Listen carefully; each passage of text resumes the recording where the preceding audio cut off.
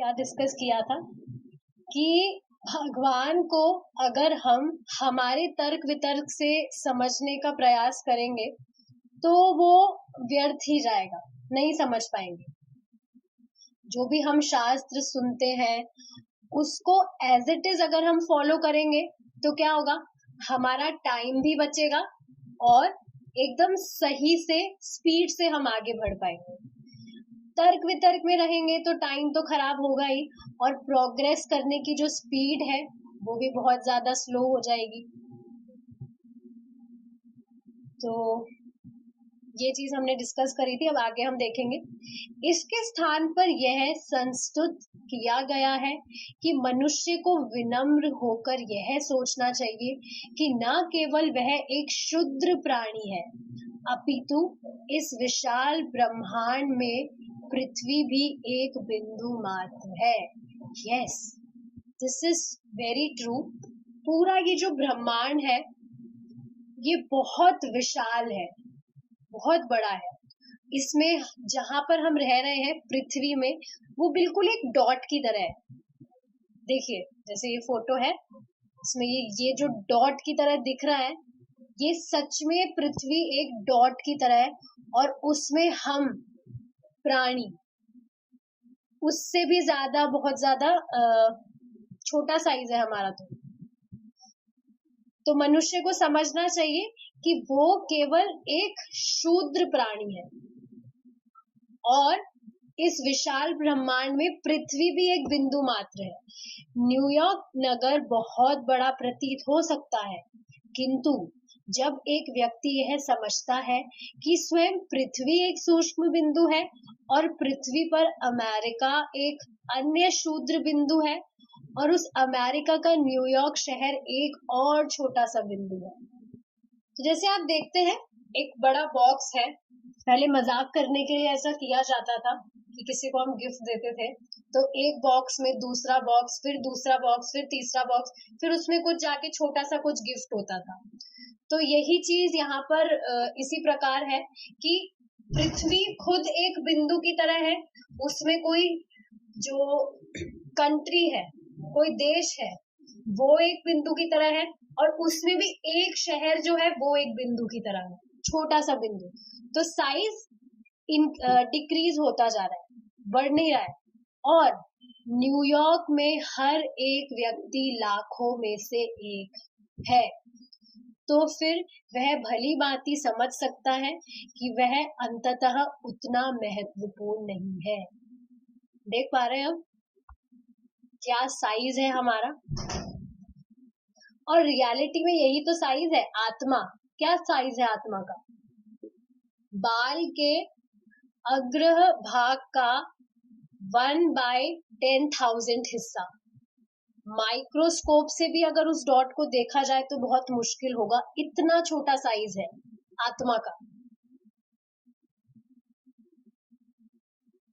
तो इससे क्या समझ आ रहा है कि उतना महत्वपूर्ण नहीं है जितना हम समझ रहे हैं। अपने आप को कोई भी व्यक्ति बहुत बड़ा समझता है तो अब समझ लेना चाहिए क्या साइज है उसका, कितना बड़ा है। और रियलिटी में इस भौतिक जगत में कोई अपने आप को कितना ही सिद्ध पुरुष मान ले, सच में तो वो सिद्धि है भी नहीं ना। सब कुछ एक समय पे आने के बाद तो नष्ट होना ही है, हमेशा के लिए कहाँ रहना है वो।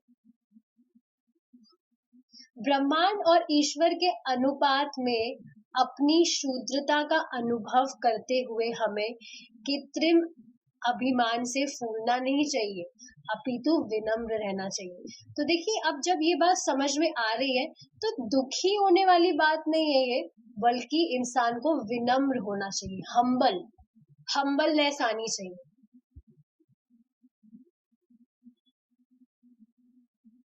समझ रहे? काइंडनेस। हमें इस बात की सावधानी रखनी चाहिए कि हम मेंढक दार्शनिकता के शिकार ना बन जाए। देखिए अब इसके पीछे क्या स्टोरी है, बहुत इंटरेस्टिंग स्टोरी है ये श्रीमद् भागवतम में भी आई थी, एक बार प्रभु जी ने समझाई थी, देखेंगे। एक बार किसी कुएं में एक मेंढक रहता था। उसके किसी मित्र ने उससे अटलांटिक महासागर के अस्तित्व की चर्चा की। उसने मित्र से पूछा, अरे यह अटलांटिक महासागर क्या है? मित्र ने बताया, वह जल का महान भंडार है। कितना बड़ा? क्या वह इस कुएं में दुगना बड़ा है? इस कुएं से दुगना बड़ा है? अरे नहीं, इससे बहुत बहुत बड़ा, मित्र ने उत्तर दिया। कितना बड़ा? क्या इस कुएं से 10 गुना बड़ा? देखिए, अब वो कुआ कुआ क्यों कर रहा है, वो मेंढक क्यों कर रहा है?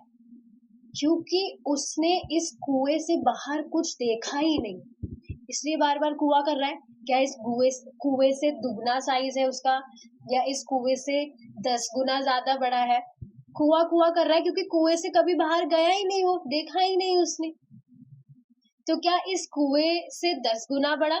इस प्रकार मेंढक गणना करता रहा। गणना मतलब कैलकुलेशन बिठाता रहा।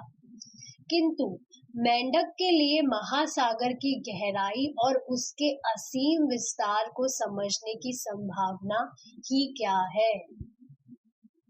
हमारी शक्तियां, अनुभव और चिंतन का सामर्थ्य सदा सीमित रहते हैं। ये बिल्कुल सही बात है। चाहे से व्यक्ति ने कितना ही कुछ भी पढ़ लिया हो, कितना ही कुछ भी कर लिया हो, हमेशा वो सीमित ही रहता है, इनफाइनाइट नहीं होता है कुछ भी। एटलीस्ट यहाँ की बात करें तो हम तो सिर्फ मेंढक जैसी दार्शनिकता को ही बढ़ावा दे सकते हैं। इसलिए श्रीमद् भागवत के संस्तुत श्रीमद् भागवत में संस्तुत किया गया है कि परम को समझने के लिए चिंतन और अनुमान के तरीके का परित्याग कर देना चाहिए। तो देखिए, जैसे जो मेंढक है वो क्या कैलकुलेशन लगा रहा था, अनुमान लगा रहा था, चिंतन कर रहा था कि इस कुएं से कितना बड़ा होगा, इस कुएं से कितना दुगना साइज होगा।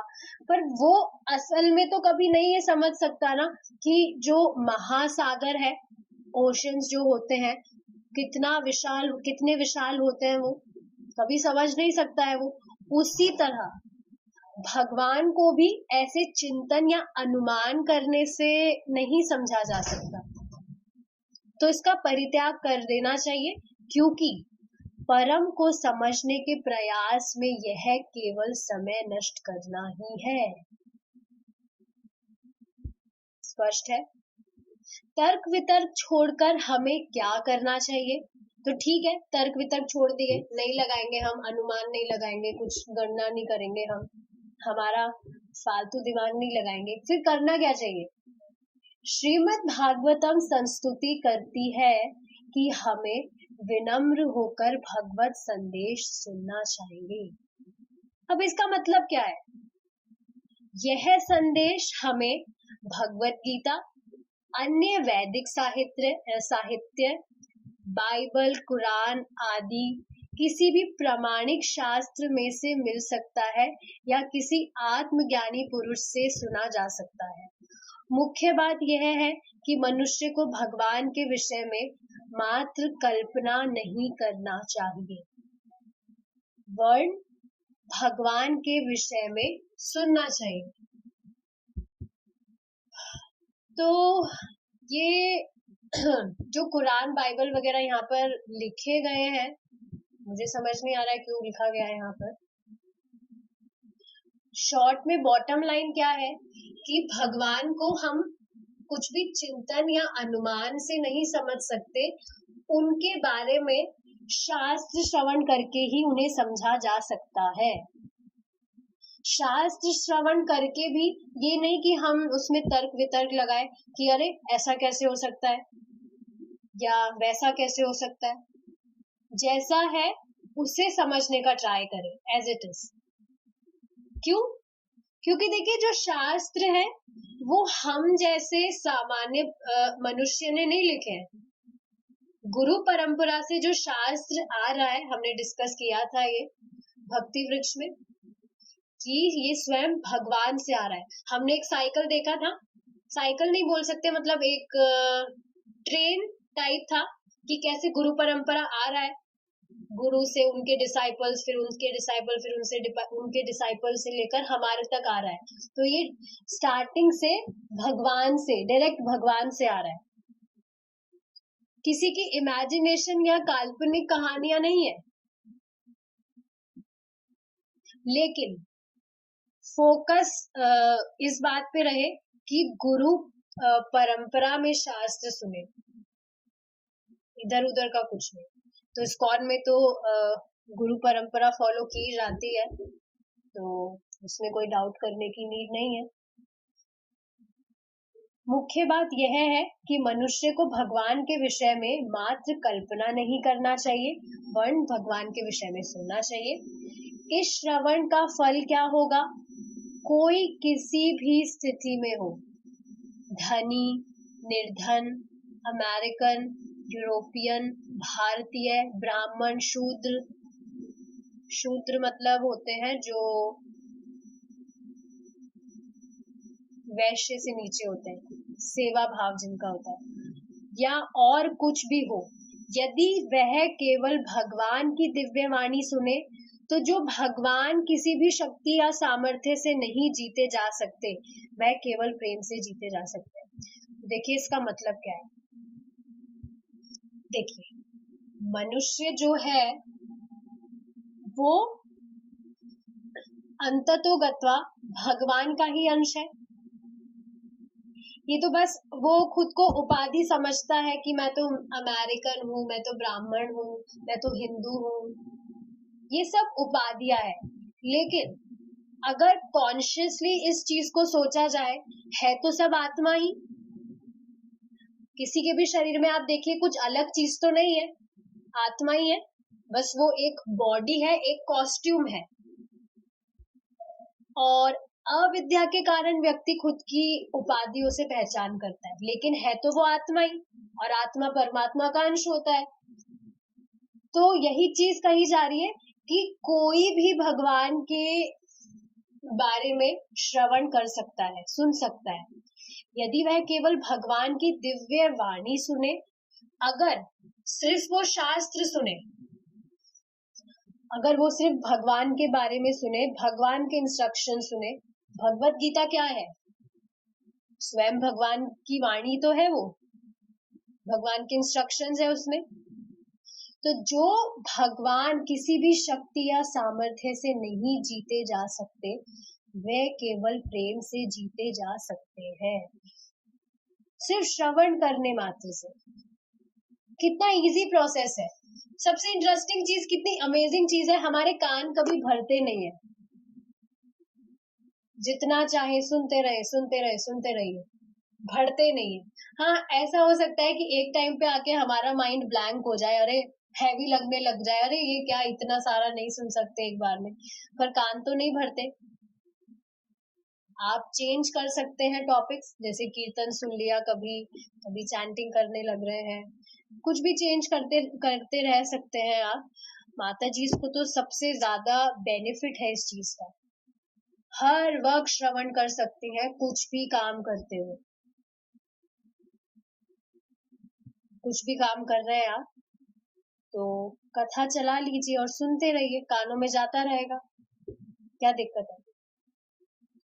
अर्जुन श्री कृष्ण का मित्र था, किंतु श्री कृष्ण पर ब्रह्म परमेश्वर होते हुए भी अर्जुन के लिए सेवक, रथ सारथी बन गए। इससे क्या पता लग रहा है? एक चीज ये मालूम चल रही है कि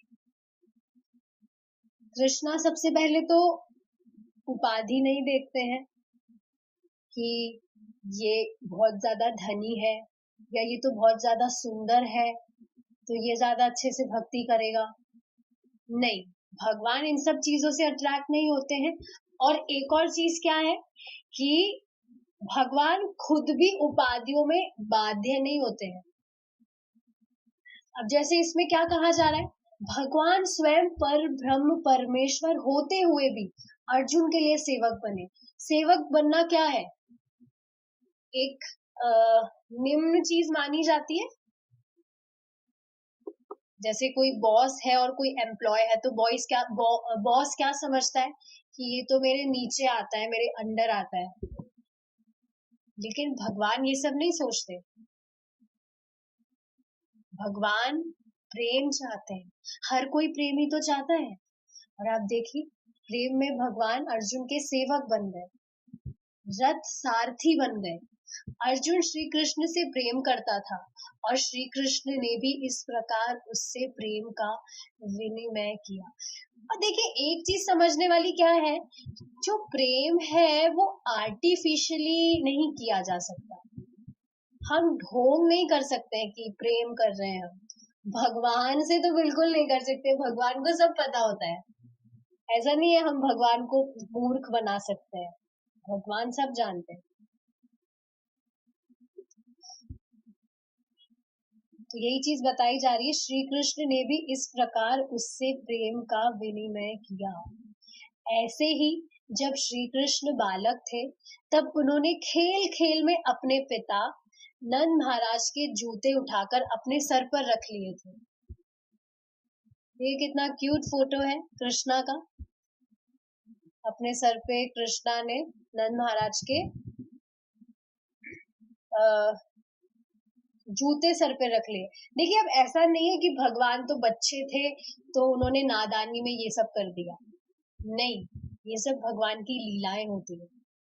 भगवान को सब पता होता है, भगवान हमेशा कॉन्शियस होते हैं कि भगवान क्या कर रहे हैं। जनिए नादानी में कुछ भी कर देते हैं। कुछ लोग भगवान के साथ एक जो जाने के लिए अथक प्रयत्न करते हैं, किंतु हम तो इस स्थिति से भी आगे निकल सकते हैं। हम भगवान के पिता बन सकते हैं। देखिए, भगवान के पिता है कौन असल में, मतलब लीला में। ऐसे तो भगवान सबके पिता है, भगवान अजन्मा है, सबको पता है। लेकिन यहाँ पर लीला में भगवान के जो भी माता पिता या जो भी आप मित्र संबंधी जो भी देख रहे हैं, वो स्वयं भगवान के पार्षद ही हैं।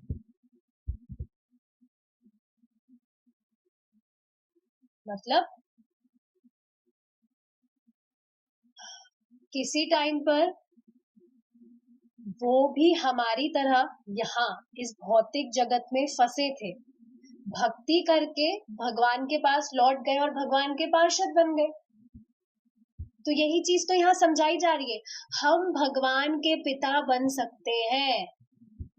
निसंदेह भगवान ही सब जीवों के पिता है, उनका कोई पिता नहीं है। देखिए, यहाँ पिता बनने की बात आ रही है लीला में। भगवान सबके पिता है ना, भगवान से परे कोई नहीं। कृष्णा इज सुप्रीम, कृष्णा से परे तो छोड़ के कृष्णा के समान भी कोई नहीं। लीला की बात हो रही है, तो भगवान ही सब जीवों के पिता है, उनका कोई पिता नहीं है और ना ही हो सकता है। किंतु वे अपने भक्त, अपने प्रेमी को पिता के रूप में स्वीकार कर लेते हैं। प्रेमवश तो श्री कृष्ण अपने भक्त से पराजित होना भी स्वीकार कर लेते हैं। देखिए, कृष्णा ऐसे हैं। और यहाँ इस भौतिक जगत में देखिए, हमारे जो सो कॉल्ड बॉस की बात इसलिए आ रही है क्योंकि हमारा भगवान से क्या रिलेशन है, भगवान और भक्त का, सेवक का, प्रभु और सेवक का। तो इस वजह से बार बार बॉस का एग्जाम्पल इसलिए लिया जाता है। यहाँ के जो बॉस हैं, क्या वो हमारे साथ ऐसा व्यवहार करते हैं? बिल्कुल नहीं, हमेशा हमें नीचे ही दिखाते हैं। वो तो कुछ गलती तो होके दिखाए हमसे, कुछ गलती तो होए, बस इसका ही वो ढूंढते रहते हैं, मौका अवसर ढूंढते रहते हैं, कैसे इसकी कुछ गलती हो और मैं इसको बस स्टार्ट कर दूं टॉन्ट करना। लेकिन भगवान ऐसे नहीं है, भगवान तो हमारी गलतियां भी नहीं देखते, बस भगवान ये देखते हैं कि हम उनके लिए क्या कर रहे हैं। बस व्यक्ति को तो केवल इतना ही करना है कि वह भगवत संदेश को बहुत ध्यान से सुने, बस और कुछ नहीं करना है। कथा अच्छे से सुनिए, मेन फोकस दो चीजों पे ही किया जा रहा है बार बार, श्रवणम कीर्तनम, श्रवणम कीर्तनम, बस कुछ भी करने की, कुछ भी और चीजों पे फोकस नहीं दिया जा रहा है। भगवत गीता के 7वें अध्याय में श्री कृष्ण अन्य उपाय बताते हैं जिनके द्वारा हमें जीवन के पग पग पर उनकी अनुभूति हो सकती है। देखेंगे, पुण्यो गंधः पृथिव्यां च तेजस्वस्मि विभावसो जीवनं सर्वभूतेषु तपस्वस्मि तपस्विषु। मैं पृथ्वी में मूलभूत सुगंध हूँ, अग्नि में उसकी ऊष्मा हूँ, समस्त भूत प्राणियों में उनका जीवन हूँ और तपस्वियों का मैं तप हूँ। देखिए, एक चीज आपको मैं बताना चाहूंगी कि हमें पता लग गया कृष्णा कौन है।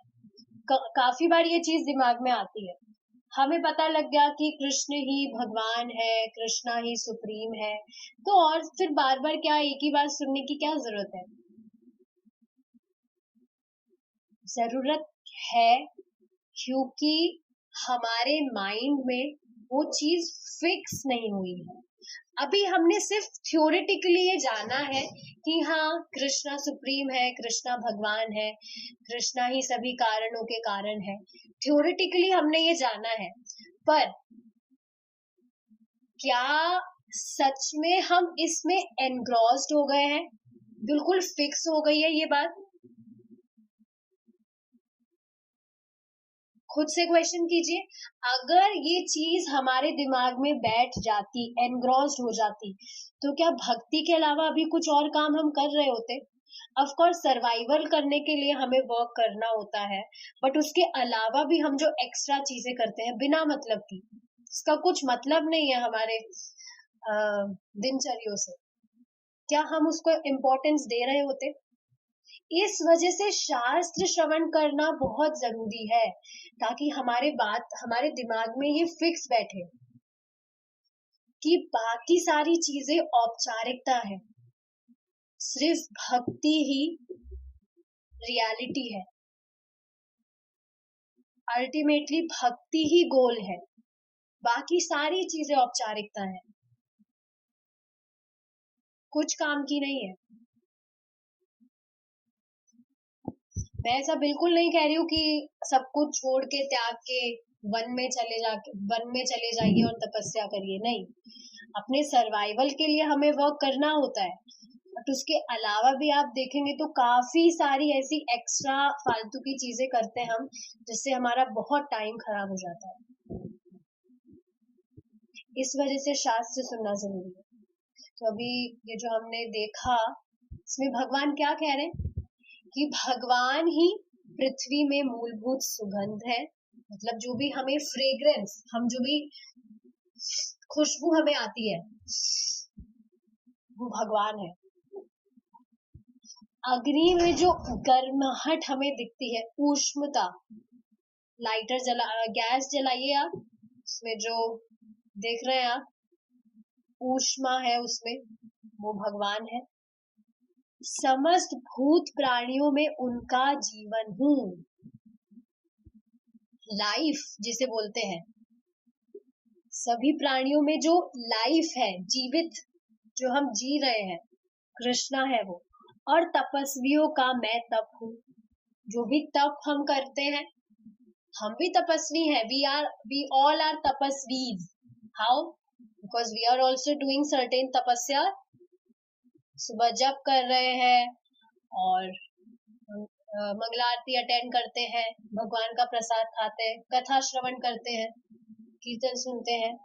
तो ये तपस्या बोलते हैं, पर तपस्या सच में है नहीं। तपस्या के नाम से हमें क्या लगता है, बहुत कुछ कठिन चीज जिससे बस हमारा पसीना छूट जाएगा, हालत खराब हो जाएगी। इसको तपस्या कहा गया है, क्यों? क्योंकि हमारा जो सेंस ग्रेटिफिकेशन है, हम उसको साइड में रखकर ये सब चीजें कर रहे हैं, भोगों में नहीं पड़ रहे हैं, और कुछ भी हम चीज कर रहे हैं, वो भी तपस्या है।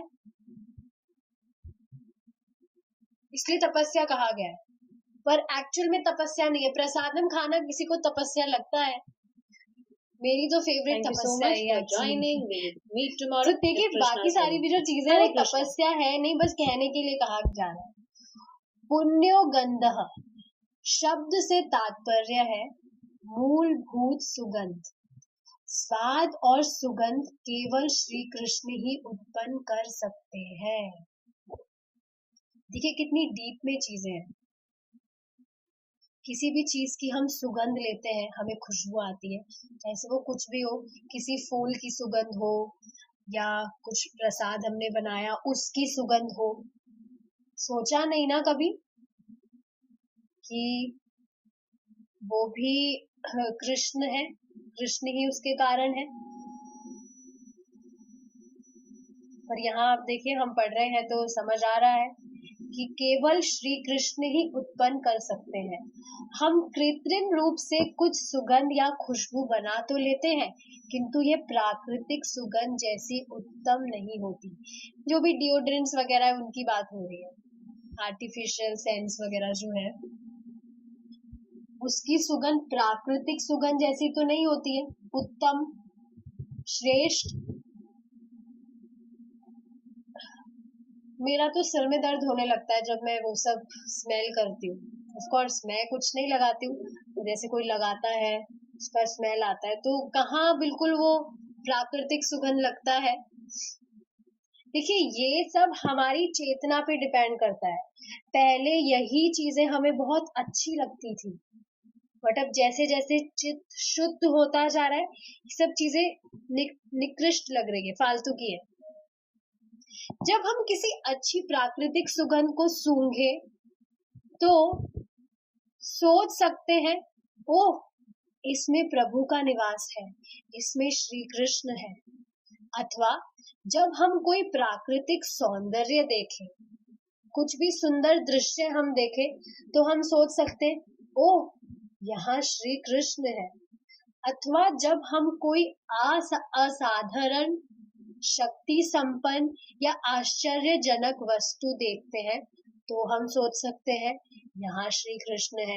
मतलब कुछ भी ऐसी सरप्राइजिंग चीज जो भी हम देखें जिसको देख के बस हमें लगे वाओ, वाओ वाली फीलिंग आए, तो एटलीस्ट वहां हम सोच सकते हैं कि यहाँ कृष्ण का निवास है।